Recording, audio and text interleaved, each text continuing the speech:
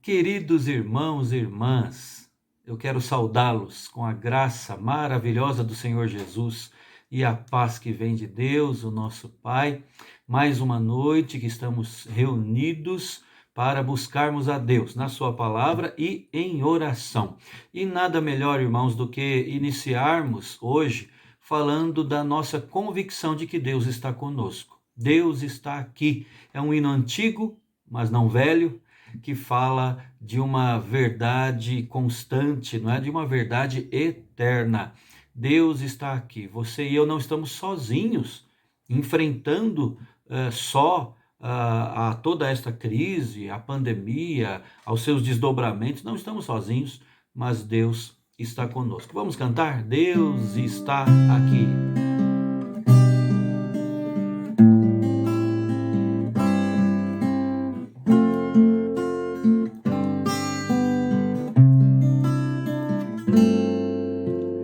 Deus está aqui, aleluia, tão certo como o ar que eu respiro, tão certo como a manhã que se levanta, tão certo como eu te falo e podes me ouvir. Deus está em mim. Deus está em mim, aleluia, tão certo como o ar que eu respiro, tão certo como a manhã que se levanta, tão certo como eu te falo e podes me ouvir. Deus está em ti, Deus está em ti, aleluia, tão certo como o ar que eu respiro, tão certo como a manhã que se levanta, tão certo como eu te falo e podes me ouvir. Deus está em nós, Deus está em nós, aleluia, tão certo como o ar que eu respiro, tão certo como a manhã que se levanta, tão certo como eu te falo e podes me ouvir, tão certo como eu te falo e podes me ouvir, tão certo como eu te falo e podes me ouvir. Amém, irmãos. Eu quero convidá-los a abrir as suas Bíblias no livro de Gênesis, capítulo 6. Nós vamos ler a partir do versículo 7. Gênesis, capítulo 6, a partir do versículo 7. Vamos dar sequência ao estudo das famílias, ou pelo menos de algumas das famílias que a Escritura cita, relata. Aqui, então, aprendendo as lições dos acertos, dos defeitos e fracassos destas famílias que viveram ali e que também aprenderam com o Senhor. Vamos então ler Gênesis capítulo 6, a partir do versículo 7, nos diz assim: Disse o Senhor: farei desaparecer da face da terra o homem que criei, o homem e o animal, os répteis e as aves dos céus, porque me arrependo de os haver feito. Porém, Noé achou graça diante do Senhor. Eis a história de Noé. Noé era homem justo e íntegro entre os seus contemporâneos. Noé andava com Deus. Gerou 3 filhos, Sem, Cã e Jafé. Agora, irmãos, convido-os a abrir no capítulo 7 e nós vamos ler o versículo 1. Disse o Senhor a Noé: entra na arca tu e toda a tua casa, porque reconheço que tens sido justo diante de mim no meio desta geração. E agora, irmãos, no capítulo 9 de Gênesis, a partir do verso 18, na verdade, capítulo 9, versos 18 e 19. Os filhos de Noé que saíram da arca foram Sem, Cã e Jafé. Cã é o pai de Canaã. São eles os 3 filhos de Noé, e deles se povoou toda a terra. Irmãos, eu gostaria de, no início das nossas considerações hoje, desse trecho da Escritura, eu gostaria de contar uma história que com certeza vai nos ajudar a entender aquilo que se abateu sobre a família de Noé. Pense aí num homem que era pecuarista, um pecuarista muito bem sucedido, e os seus rebanhos aumentavam a olhos vistos, embora tenha ele crescido à sombra de um parente próspero, a quem ele devia muito da sua estabilidade financeira. Quando surgiram os primeiros atritos entre os empregados ali, entre os funcionários dos dois, eles entenderam que era a hora de cada um, então, seguir o seu rumo. Um excelente acordo o colocou numa situação vantajosa diante do seu velho tio, o tio que tinha dado a ele a chance de escolher e de explorar uma rica região onde cidades prósperas floresciam. Então ele e sua família eles se adaptaram muito bem àquelas cidades e tudo corria maravilhosamente bem. Até o dia em que uma verdadeira tragédia caiu sobre eles, sobre toda aquela região. As cidades, com seu estilo de vida degradado, pecaminoso, todas elas foram destruídas. Ele e sua família, milagrosamente, tiveram a chance de escapar àquela calamidade. Ele iria perder tudo, mas poderia manter a sua vida, poderia manter a sua família, e não fossem as tragédias internas que se abateram sobre a sua família, ele poderia recomeçar. Você já sabe de que homem eu estou falando? Essa história está registrada em Gênesis capítulo 13, a partir deste capítulo, e vai ser objeto de um estudo nosso especial, se Deus quiser, nesta série de estudos. Mas é uma história que serve de ilustração, irmão, sobre uma família que enfrentou a tragédia, uma família que enfrentou a calamidade e, na verdade, sobreviveu, mas a muito custo, sobreviveu sofrendo demais, sobreviveu não sabendo lidar com a tragédia. A história da família de Ló, né? Que nos ensina que as tragédias internas foram mais desastrosas que as tragédias externas. Nós, irmãos, aqui logo no início da nossa palavra hoje, nós devemos pensar nesta questão. Muitas vezes não são as tragédias que nos rodeiam, que rodeiam a nossa vida familiar, que estragam o nosso lar, mas muitas vezes elas cooperam para que as tragédias internas façam isso. Então a pergunta logo de início também é: será que a nossa família está preparada para enfrentar calamidades? Está preparada para lidar, para se deparar com as tragédias?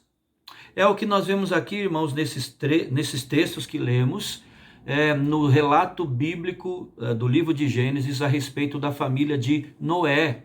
A família dele também passou pela tragédia, mas sobreviveu.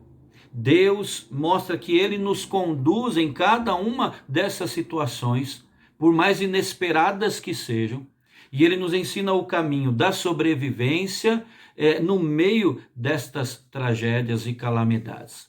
Pense comigo no contexto do texto lido. São ainda os primórdios da humanidade. Deus diz, o capítulo 6, está com o coração pesado.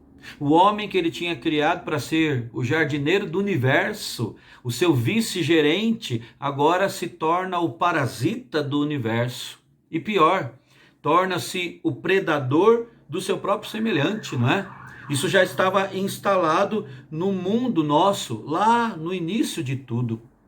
E em meio a tudo isso, Deus toma uma decisão. Deus toma a decisão de destruir todos os seres viventes e começar novamente com uma família a quem ele olhou com outros olhos. uma família a quem ele amou, uma família que achou graça na sua presença. É a família de Noé. E essa família, irmãos, tem a intimidade aqui não narrada nas Escrituras, exceto por um pequeno episódio familiar que nós vamos estudar também posteriormente. Mas nós sabemos, irmãos, que Deus deu a Noé instruções muito claras sobre a arca que deveria ser construída. Nós sabemos, já ouvimos, você deve se lembrar, que ele enfrentou muita oposição como pregador da justiça, conforme o apóstolo Pedro o cita, e que a sua época, nós sabemos também, prefigura os tempos do fim, os tempos escatológicos. Não é interessante isso, irmãos? Nós vemos que o evangelista Mateus, no capítulo 7, no capítulo 24, perdão, ele vai relacionar os dias de Noé com os últimos dos últimos dias. Quando nós lemos no capítulo 24 de Mateus, versos 37 e 38, pois assim como foi nos dias de Noé, também será a vinda do Filho do Homem. Porquanto, assim como nos dias anteriores ao dilúvio, comiam e bebiam, casavam e davam-se em casamento, até ao dia que entrou na arca, e não o perceberam, senão quando veio o dilúvio e os levou a todos, assim será também a vinda do Filho do Homem.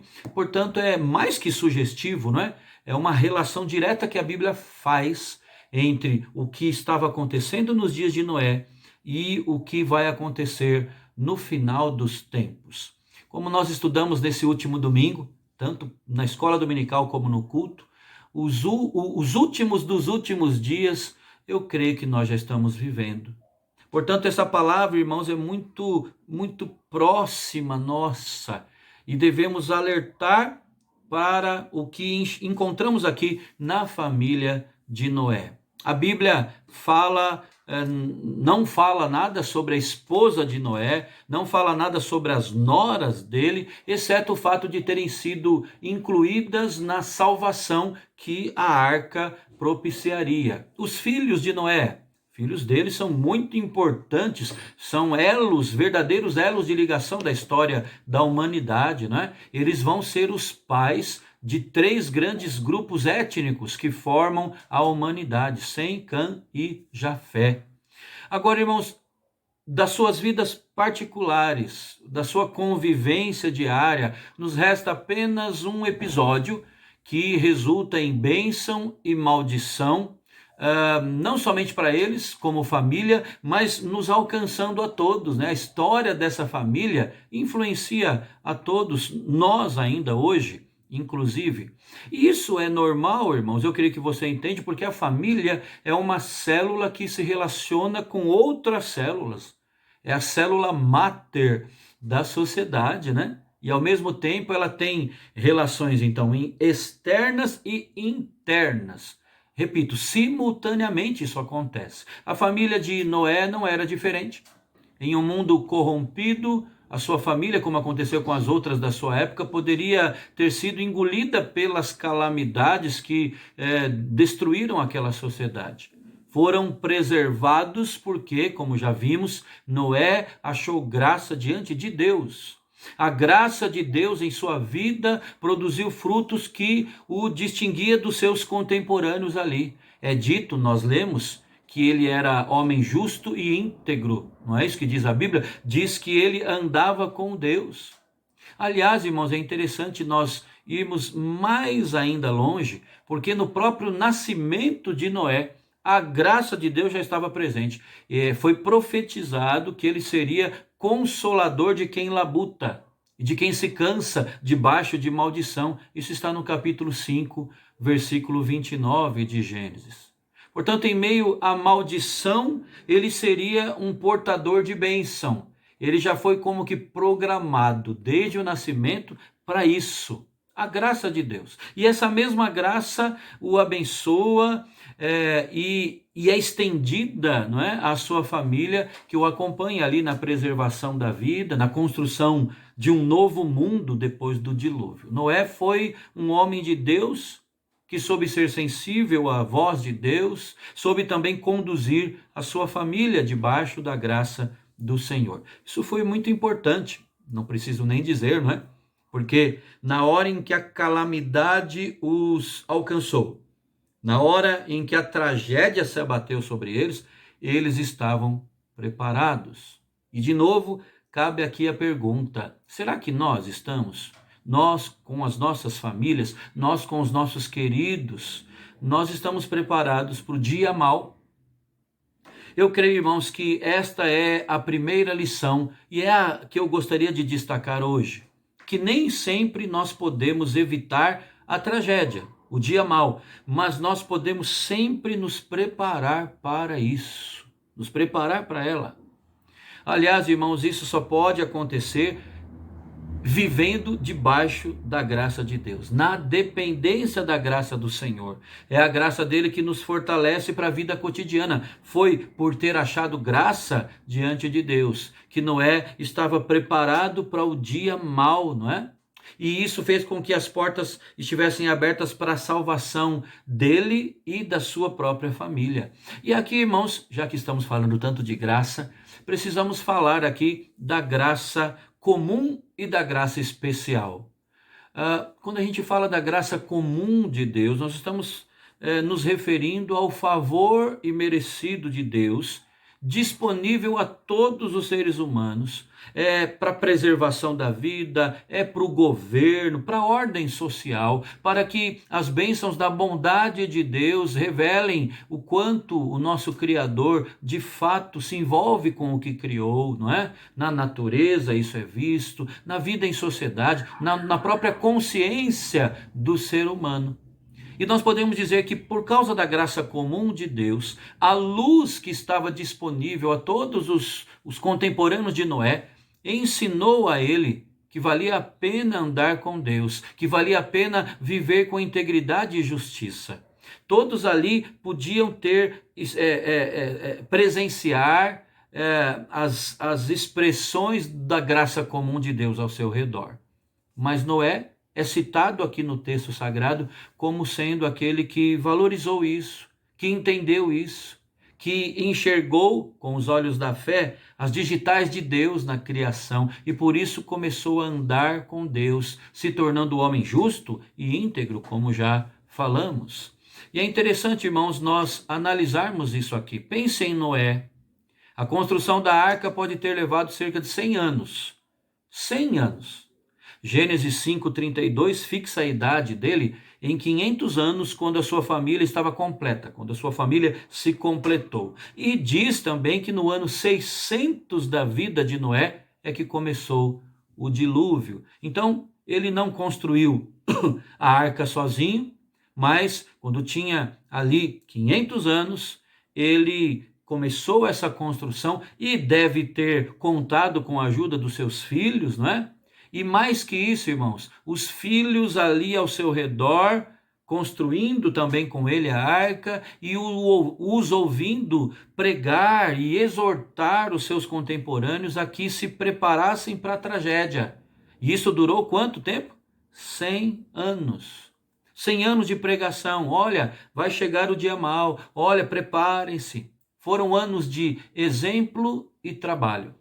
Trabalho e exemplo. Exemplo e trabalho. Essa dinâmica perdurou durante todo esse tempo. Determinação, obediência ao chamado de Deus, e isso como que foi gravado no coração da sua família, no coração dos seus filhos, não é? Ele entendeu o fruto da graça comum, diferentemente dos demais da sua época, do mundo de então, que havia um Deus. Ele obedeceu ao chamado do Senhor, repassando isso para os seus filhos. Mas nós podemos falar aqui também, irmãos, das instruções específicas de Deus para Noé e da bênção de Deus específica para ele. E aí nós já estamos falando da graça especial de Deus, não é? No caso de Noé e da sua família, as instruções eram específicas, eram dirigidas à preservação ali no dilúvio. Hoje nós temos a palavra de Deus como princípios de vida que estão disponíveis e que quem ensinar e quem viver isso está preparando-se, como já falamos, para, no mundo de tragédias, estar com os passos firmados. Tragédias esperadas e também inesperadas. Mas a verdade permanece, né? Deus não permite que o dilúvio venha sem que tenhamos como enfrentá-lo. Foi assim com Noé. E é assim na nossa vida, figuradamente, quando a gente fala de dilúvio. Eu quero até repetir isso: Deus não permite, nunca agiu assim, nunca vai permitir que o dilúvio se abata, que o dilúvio venha, sem que nós não tenhamos como enfrentar o dilúvio. A graça de Deus, irmãos, é abundante ainda hoje, sempre foi e ainda é.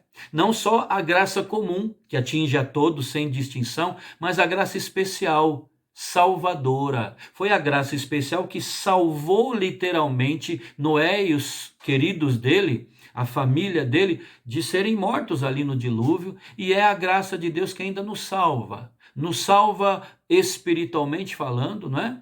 Nos garantindo a eternidade da salvação, mas também nos salva todos os dias. É a graça dirigida especialmente, é a bênção de Deus voltada especialmente para o seu povo, não é? É a graça de Deus que nos distingue, não porque haja algo em nós, mas por causa da graça do nosso Senhor. E eu quero terminar, irmão, citando aqui um texto que eu creio que se encaixa com a pergunta que fizemos até mais de uma vez hoje. Será que nós, como família, estamos preparados para enfrentar o dia mau, a calamidade, a tragédia? E me veio à mente o texto do Evangelho de Mateus, capítulo 7, que fala, irmãos, dos dois fundamentos. Eu gostaria de pedir a sua atenção voltada para esse texto. O Senhor Jesus, em Mateus 7, a partir do verso 24, nos diz assim: todo aquele, pois, que ouve estas minhas palavras e as pratica, será comparado a um homem prudente que edificou a sua casa sobre a rocha. E caiu a chuva, transbordaram os rios, sopraram os ventos e deram com ímpeto contra aquela casa, que não caiu, porque fora edificada sobre a rocha. E todo aquele que ouve estas minhas palavras e não as pratica, será comparado a um homem insensato, que edificou a sua casa sobre a areia. E caiu a chuva, transbordaram os rios, sopraram os ventos e deram com ímpeto contra aquela casa, e ela desabou, sendo grande a sua ruína. Irmãos, quando vier a tempestade que vez ou outra pode atingir a mim e a sua família e pode nos destruir, tem o potencial para isso. Será que a nossa família vai estar fortalecida como esse homem prudente que edificou, construiu a sua casa sobre a rocha?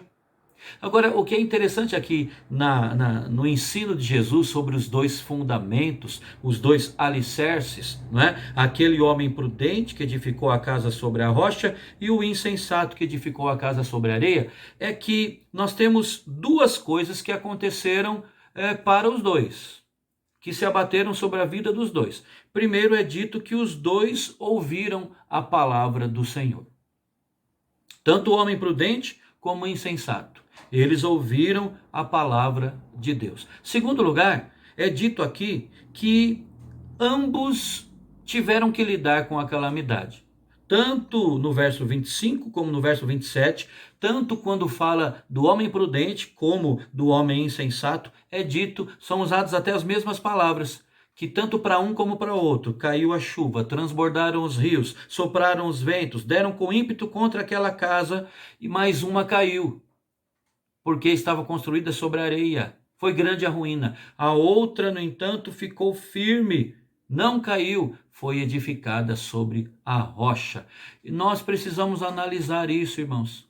Será que nossas famílias têm sólidos alicerces que tornam essa família capaz de resistir aos ventos, às tempestades, ainda que se abale com isso, mas vão ter raízes firmes, vão ter bases bem firmadas para enfrentar o dia mau?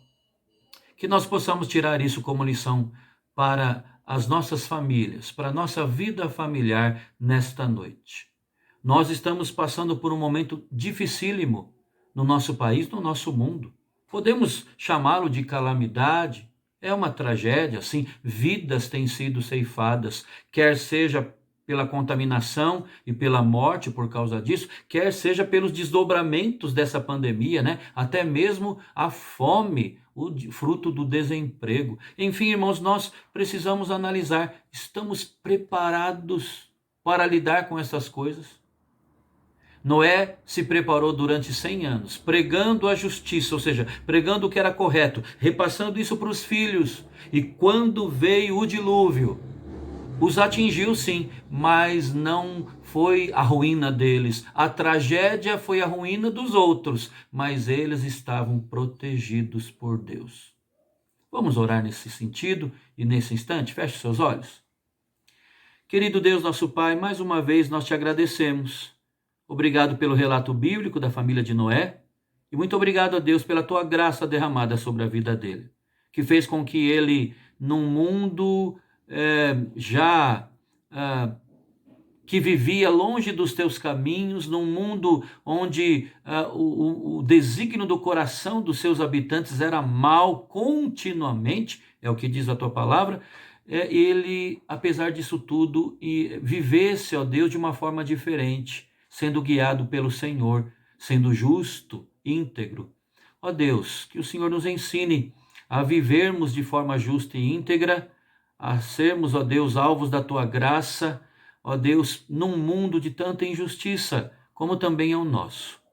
Vivemos os últimos dias, e a tua palavra diz que assim como foi nos dias de Noé, assim também será nos últimos dos últimos dias. Ó Pai, toma-nos pela mão e nos ensine, ó Deus, a preparar-nos para o dia mau, para que a tragédia, ó Deus, não sirva não estabeleça a decretação da ruína e da desgraça no nosso lar, mas a calamidade que pode se abater como esta vivida por nós atualmente, ela, ó Deus, nos encontre firmados na rocha, que é Cristo, o nosso Senhor e Salvador. Para isso, ó Deus, nos ajuda a viver contigo, como Noé, que andava com o Senhor. É a nossa oração, em nome de Jesus. Amém. Amém. Meu irmão e minha irmã, vamos orar com os nossos queridos da família agora. Deus abençoe a sua vida. Até amanhã, se Deus quiser. Forte abraço.